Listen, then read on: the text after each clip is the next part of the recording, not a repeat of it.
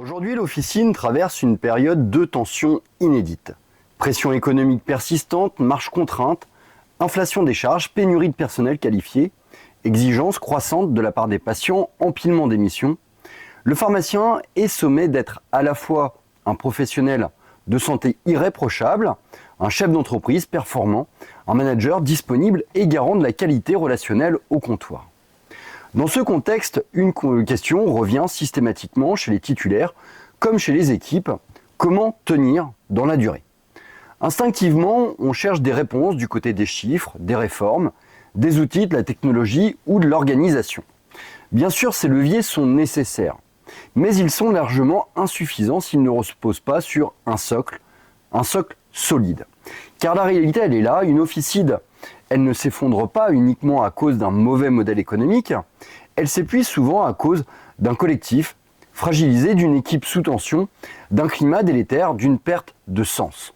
La réponse, elle n'est pas uniquement financière, réglementaire ou technologique, elle est profondément humaine. On parle beaucoup de performance, de chiffre d'affaires, de marge, de ROSP, de nouvelles missions, de services à développer, mais on oublie parfois une évidence pourtant centrale. La première richesse d'une officine, ce n'est ni son emplacement, ni son robot, ni son chiffre d'affaires, c'est son équipe. Or, cette richesse, elle est fragile. Elle ne s'entretient pas toute seule, surtout elle ne se décrète pas. L'esprit d'équipe est souvent invoqué comme une incantation.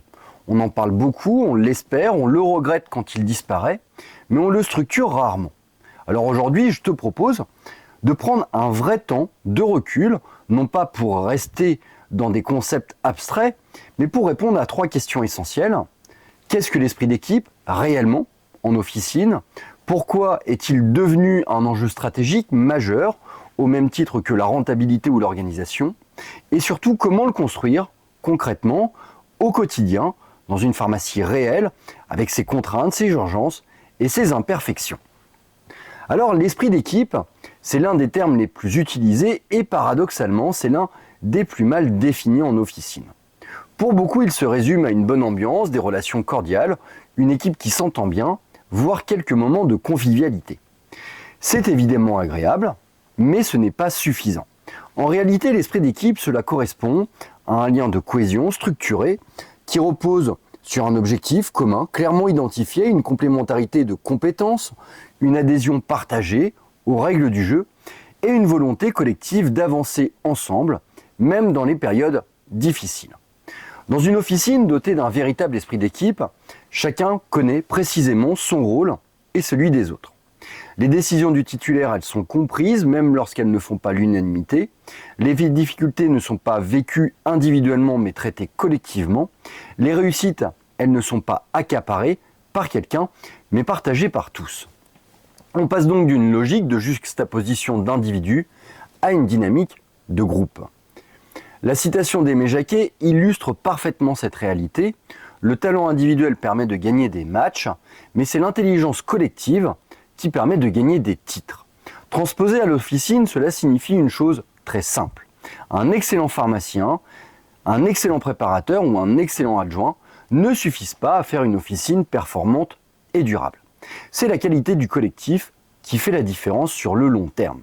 Ce constat, il prend une résonance toute particulière avec l'arrivée des nouvelles générations dans les équipes officinales. En effet, la génération Z, souvent perçue comme volatile ou peu fidèle, n'est pas en réalité moins engagée. Elle est différemment engagée. Sa fidélité, elle ne repose plus prioritairement sur le statut, l'ancienneté ou la promesse d'une carrière linéaire. Elle repose sur le sentiment d'appartenance, la solidarité entre collègues, la reconnaissance du travail accompli et la cohérence entre les valeurs affichées et la réalité vécue au quotidien. Autrement dit, l'esprit d'équipe n'est pas un plus. Il devient un facteur clé de stabilité, d'engagement, de performance pour une officine moderne. Alors l'officine, elle est par nature un lieu d'interaction permanente et simultanée. Contrairement à d'autres entreprises, on n'y travaille jamais en silo. Chaque journée est rythmée par des échanges constants avec les patients, souvent fragilisés, inquiets, pressés ou mécontents, entre collègues, dans un espace restreint, soumis à des pics d'activité imprévisibles, avec les partenaires de santé, les médecins, les infirmiers, les établissements, les caisses, les fournisseurs. Et cette densité relationnelle, elle constitue à la fois la richesse, mais également la vulnérabilité de l'officine. Lorsque l'équipe est fragmentée, sous tension ou désengagée, les conséquences, elles sont immédiates et cumulatives. D'abord, la fatigue, elle s'installe plus vite.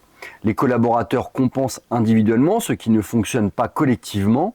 Les mêmes tâches deviennent forcément plus lourdes, les imprévus plus difficiles à absorber, les journées plus éprouvantes. Ensuite, la communication se dégrade.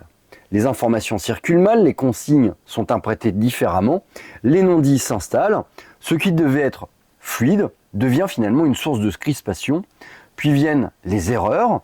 Dans un environnement où la vigilance est essentielle, délivrance, conseil, gestion administrative, un collectif désorganisé augmente mécaniquement le risque d'erreur avec un impact potentiel sur la sécurité du patient et sur la responsabilité du pharmacien.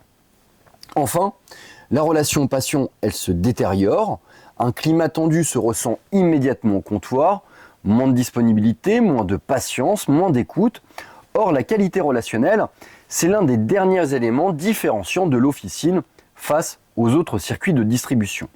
A l'inverse, une équipe soudée agit comme un amortisseur face aux contraintes. Une dynamique collective solide permet de gagner en efficacité, chacun sachant sur qui s'appuyer et comment s'organiser. Cela permet d'absorber des pics d'activité sans basculer dans le chaos ou l'agressivité. Cela permet de développer des solutions collectives face aux imprévus plutôt que de chercher des réponses stables.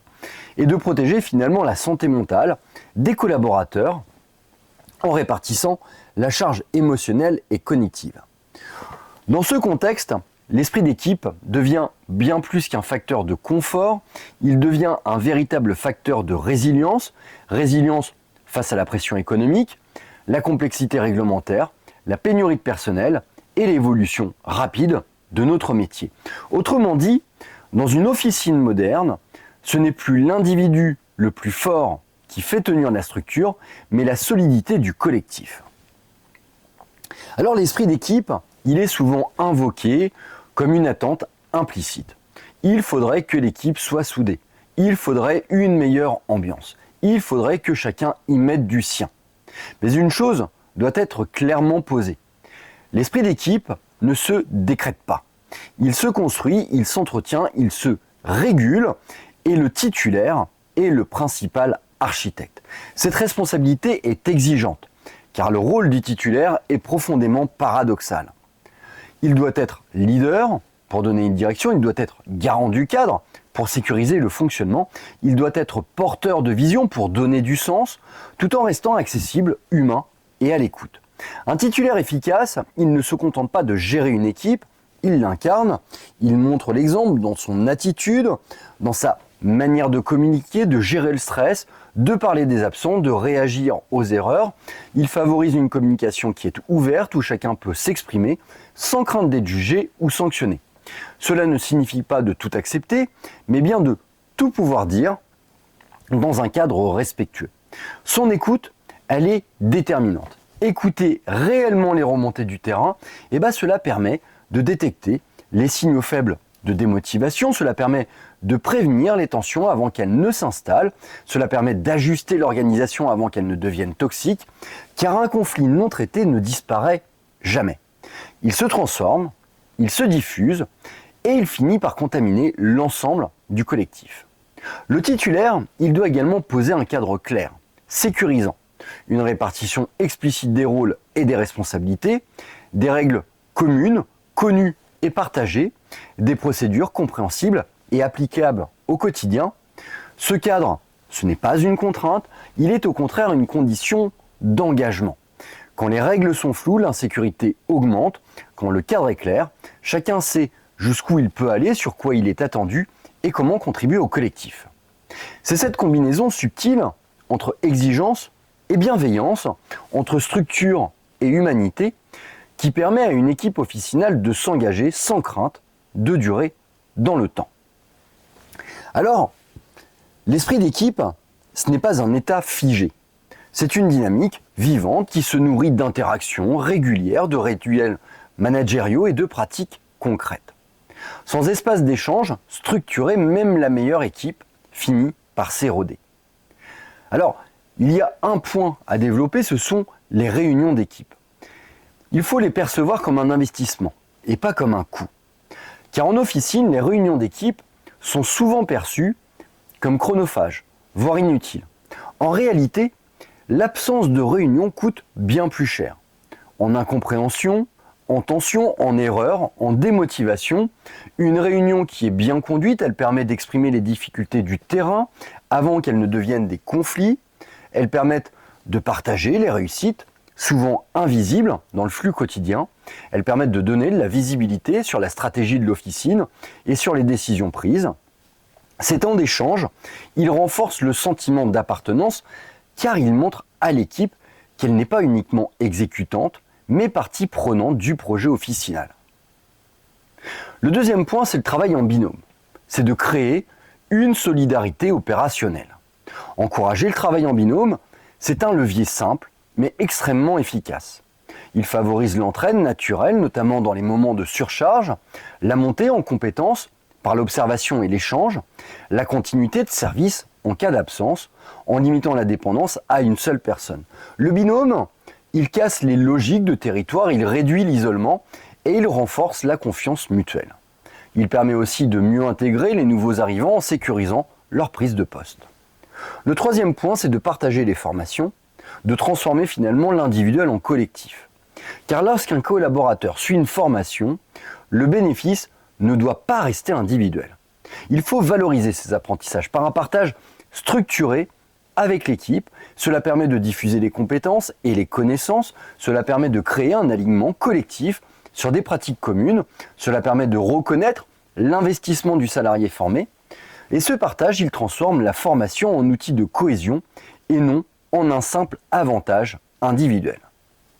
Le quatrième point, c'est un projet commun, des challenges et des temps informels. Les projets transversaux, comme le développement d'un service, la réorganisation d'un espace, l'amélioration d'un parcours patient, tout cela donne un objectif commun concret. Les challenges, lorsqu'ils sont bien conçus, ils introduisent une dimension ludique, une émulation positive, une énergie collective. Enfin, les temps informels, en dehors du strict cadre professionnel, jouent également un rôle fondamental. Afterworks, moments conviviaux, échanges spontanés, tout cela renforce les liens et humanise les relations. L'ensemble de ces leviers donne du sens au quotidien en rappelant que l'officine, c'est avant tout une aventure collective. Alors vous l'avez compris, la reconnaissance est l'un des leviers de motivation et sûrement l'un des plus puissants. Et pourtant, c'est également l'un des plus sous-estimés en officine. Reconnaître le travail accompli, ce n'est pas flatter. C'est rendre visible l'utilité de chacun. Alors comment ça se fait ?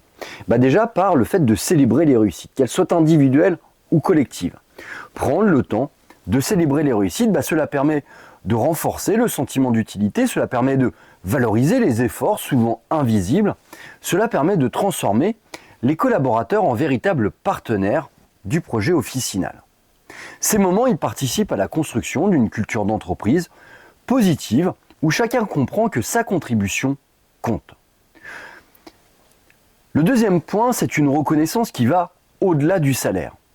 Bien entendu, la rémunération, elle est importante, voire même fondamentale. Mais elle ne suffit pas à fidéliser durablement. La reconnaissance, elle passe surtout par l'écoute sincère, la considération au quotidien, la confiance accordée dans les missions et les responsabilités accordées. Un collaborateur qui se sent écouté, respecté et utile, c'est un collaborateur qui est engagé. Le troisième point, c'est de fidéliser.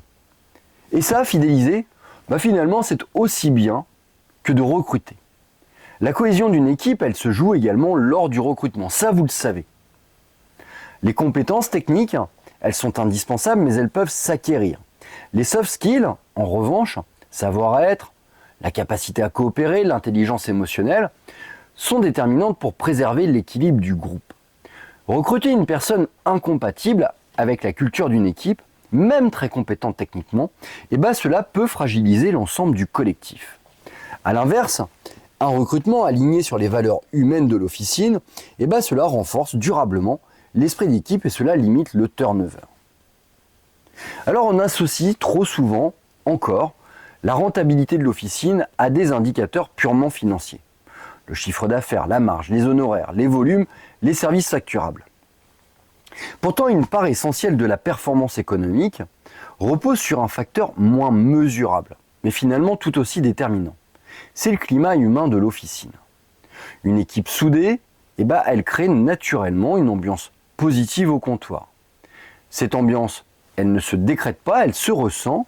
Les patients, souvent fragilisés par la maladie, l'âge ou les contraintes administratives, elles perçoivent immédiatement la qualité des échanges entre les membres de l'équipe, la fluidité de l'organisation, la disponibilité réelle des professionnels.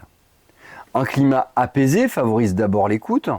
Lorsque l'équipe est alignée, le pharmacien et ses collaborateurs sont plus présents, plus attentifs, plus justes aussi dans leurs réponses. Il renforce ensuite la relation de confiance. Un patient qui se sent accueilli, compris, accompagné développe forcément un lien durable avec son officine, au-delà du simple acte de délivrance. Enfin, cette qualité relationnelle incite les patients à revenir. La fidélité, elle ne repose pas uniquement sur la proximité géographique ou le prix, mais sur l'expérience humaine vécue au comptoir. À long terme, les effets se cumulent. Une officine reconnue pour la qualité de son accueil, pour la sérénité de son équipe, pour la cohérence de son discours, va voir sa réputation locale s'améliorer naturellement par le bouche à oreille et la confiance installée.